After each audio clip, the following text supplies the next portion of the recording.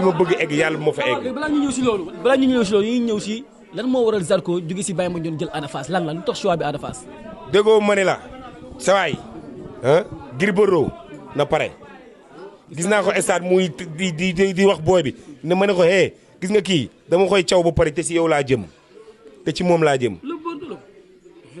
tapet la bu mag Gris boo amee fit bu fekkente ne li ngay woote dëgg la ci yow jëlal avance bi sa combat yoog Ama yàqu na jëlal avance bi ñu bëre moom wane la doo dara tak ragal bu bon nga sa biiru maafe bi nga yore. février bii bu ko neexee dimanche Gris Bordeaux boo bëggee dimanche sa combat yàqu na boo bëggee dimanche Père Gaston na ma seet si ma jël sa avance. Ibrahima Diop na ma ñëw seet si man ma jël Gris Bordeaux na ma ñëw seet si man ma jël Gris Bordeaux. sëñ bi lijjantiw ma ko na ma ñëw dina ñëw moom. Gris loxo bi diis na de Zarko. sa waay déggoo li ma la wax xanaa li may wax dès le début man Zarko bépp mbër bu bëreeg Modou Lo mu Modou Lo mal mëne la man Zarko bu ma la jàppee dama lay caw. foo teg loolu.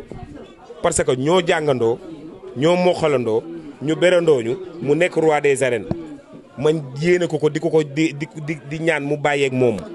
yaa ngi dégg à part moom làmb ji ku ma ci téye dama lay damm parce que du mën ak ñoom sax si mentalu bëre bokkuñu. am na solo mais yàgg Zarko yàgg du moins Ada Fass seen combat bëri woon coow tension combat bi. loolu du combat sa waay. mais bëri woon na coow parce que 2STV yaakaar naa xeex ngeen fa xeex. boo ko jëlee foog coow li bëri munul ñàkk. munul ñàkk yow munoo jël dofu grand bi nga ni coow du bëri.